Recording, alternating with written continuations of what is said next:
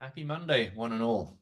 It's Monday, the 23rd of September, and we had a week off last week, but let's get going in earnest. Um, this weekend I was in California at a conference of Matthew Ferry, and great weekend. Spent a lot of time with friends who happen to be realtors, met a lot of brand new friends who are realtors, and we talked a lot about retirement planning. We talked a lot about, many realtors don't have 401ks. They don't work for a group that offers 401k, let alone any contribution from that employer. But there are a lot of realtors out there who have been in W-2 corporate jobs previous to becoming a realtor, or they transitioned into becoming a realtor from, more structured employment, as we know, the 9 to 5s, the rat race, if you like.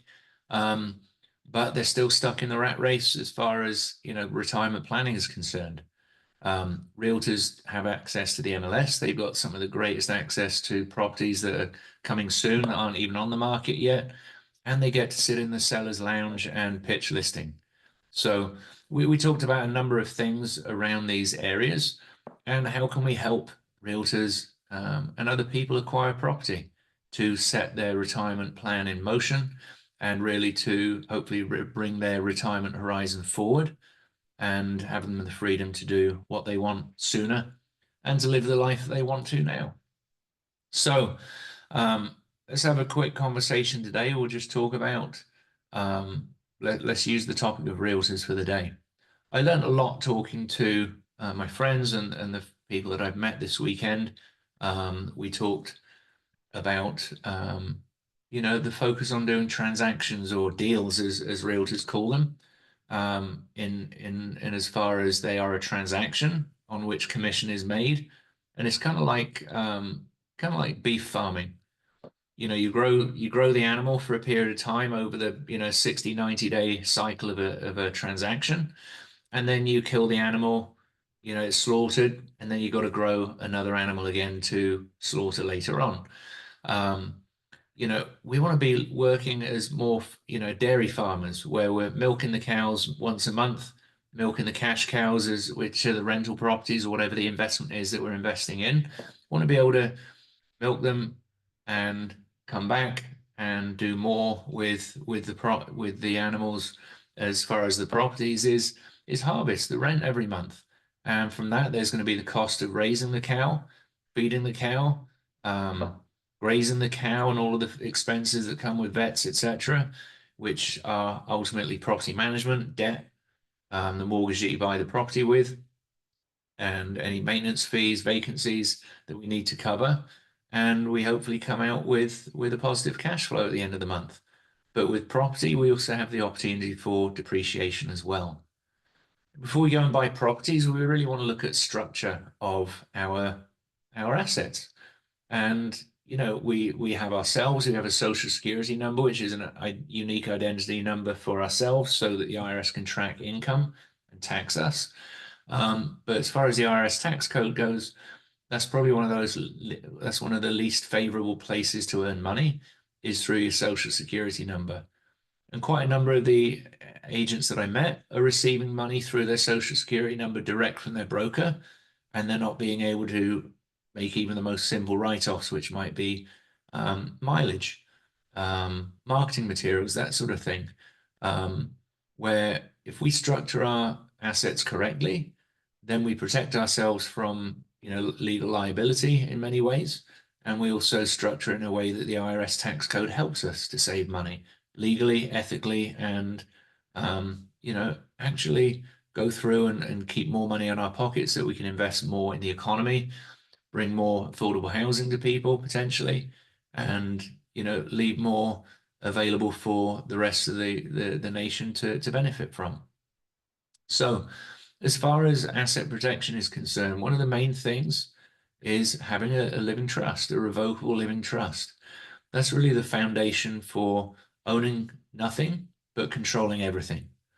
When we die, if we don't have a trust in place, we don't have any succession set up.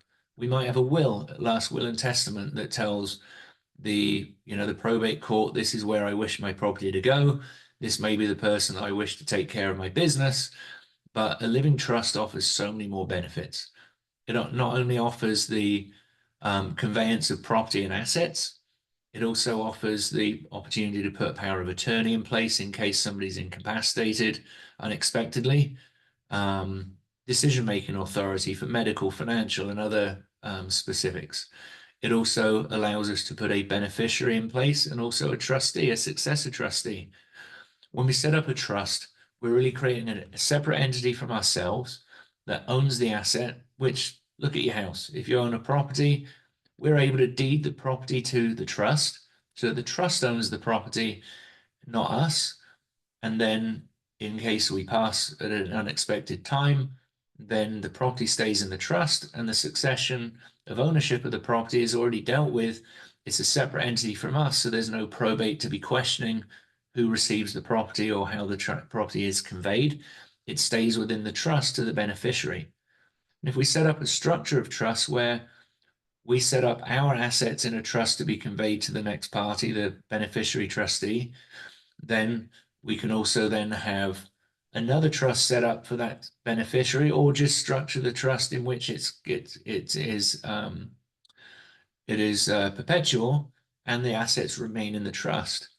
Now, from that trust, we would then want to create a holding company, which is a holding company that receives the money from maybe active and passive income businesses. Active income may be you as a realtor or in your W-2 job where you receive active income, or short-term rentals. And the passive income would be from the properties that you own as rentals. That's considered passive income.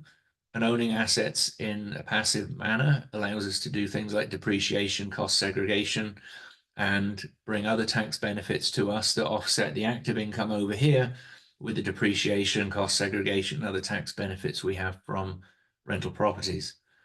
Now, I won't go too deeply into this today. We're just looking at structuring ourselves so we protect ourselves from other parties trying to sue us for things that maybe we have a car accident, we don't have enough coverage, or somebody tries to exceed what the coverage of the car insurance may be, and they try and take some of our assets. Well, if we have a trust, we don't have any assets. The trust has assets. There's nothing for them to come after. So those are some of the things that we try and protect ourselves against. So trust, holding company, passive and active income companies, and we might have multiple passive income businesses. Depending on what your risk tolerance is, you may want to have one property per LLC. I don't recommend that because it's a tax return per LLC that you're doing each year, and then your active income. You probably want to have one for realty income, maybe another one if you've got short or mid-term rentals, and then other one for rentals, long-term rentals. I would suggest that we look at maybe 10 to 20 properties in an LLC before we start another one, because the leverage we have against the properties is going to determine how much risk there is for being sued. Because people like to come after people that have assets and think they can get money from people that are rich or wealthy and they feel entitled. Or might be a situation which is reasonable, but we again protect ourselves by not having too many assets and not allowing too much equity to build up in the assets that are owned by those entities. So it's a much more complex conversation per person based on unique situations, whether you're married, whether you're in a civil partnership or common law partnership. All of these things have different factors and situations that we need to consider, and we'll definitely put you in touch with people that can consider those on a much deeper level for you and your situation. But that's really the overview of the basics here. Let's look at the benefits of acquiring property and how we can go about that. There are different ways that we can rent properties. The trendy thing now is short-term rentals or room-by-room rentals. They call it co-living. I own one of these properties. I have owned a short-term rental. I've got some long-term rentals in different places. Some of those I've acquired with my money. Some of those I've acquired without my own money. But other ways that we can do it is conventional debt. Generally, if we own a house, we've got a mortgage that's in our name or in a joint name.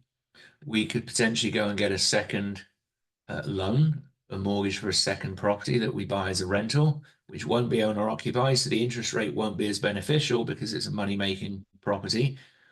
But That's where we would look at deeding it into the name of an LLC or getting an LLC and applying for debt like a DCSR loan, debt coverage service ratio loan, or some other sort of debt, whether it's seller finance or otherwise, to fund acquiring those properties. Other ways that we can look at acquiring properties, if we have 401ks that may be dormant and sitting still, just gathering dust effectively and losing money against inflation, one of the great strategies that we can look at is talking to people like Horizon Trust, who will look at the 401ks, tell you about the benefits and the drawbacks about potentially converting, or what they call rolling over, the 401k into a self-directed product. There may be a tax penalty for pulling the money out of the 401k because that's tax-free money. They tax it when you pull it out.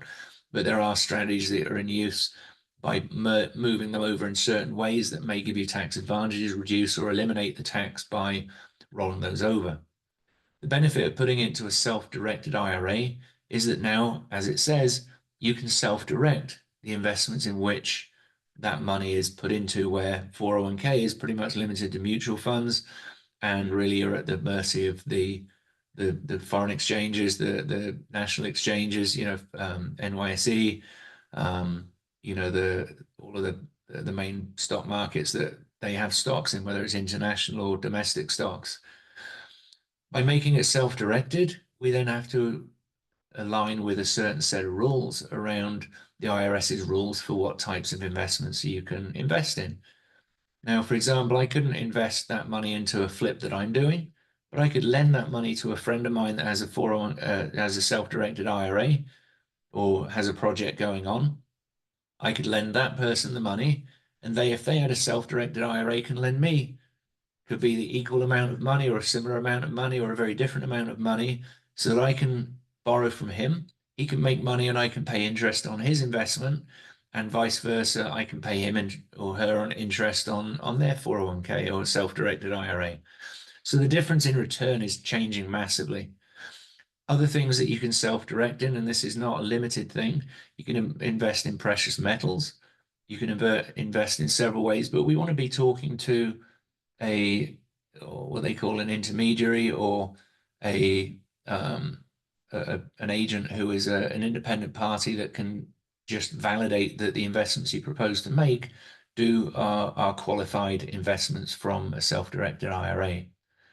What we could look at is buying property with your self-directed IRA. This is a very popular and very worthwhile opportunity to use. Say you have $100,000 in a self-directed IRA, go and put that as maybe 2 down payments on 2 properties that are each maybe $300,000, and then get debt in the remainder to acquire the property.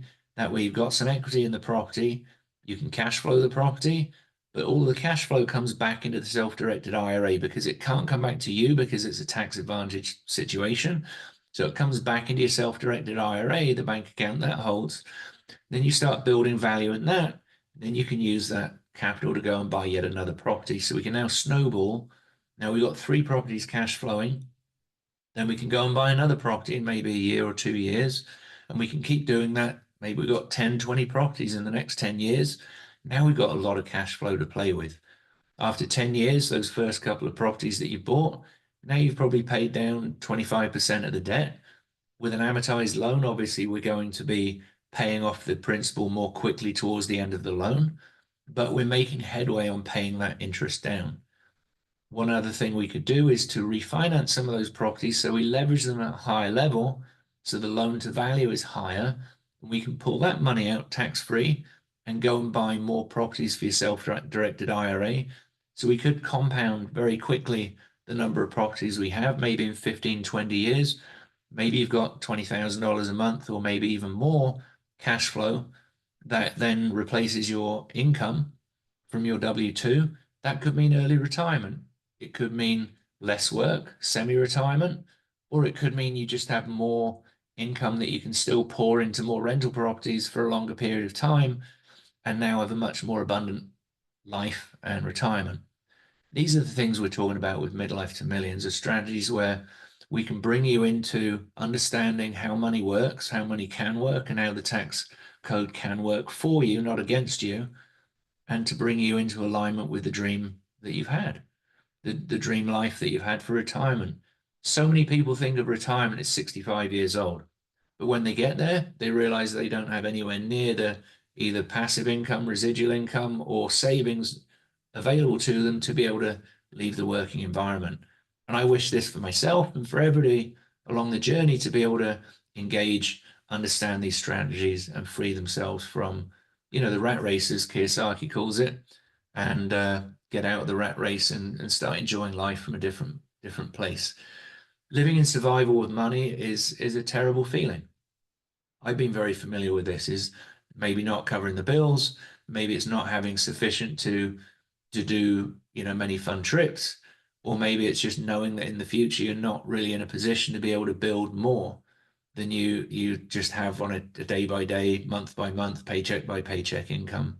So we really want to change that. We want to change from the feast and famine model into the dairy farming model where we're just really harvesting milk, or the fruit tree analogy where we're just taking a few fruit every month and not cutting the tree down to, take one larger sum, but we expand and take money over time. There's so many ways you can invest money other than, buying your own properties with your self-directed IRA to buy with your self-directed product.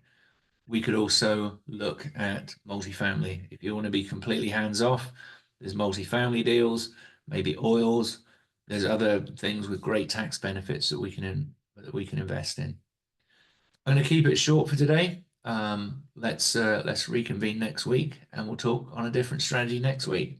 Thanks for your time. Bye bye.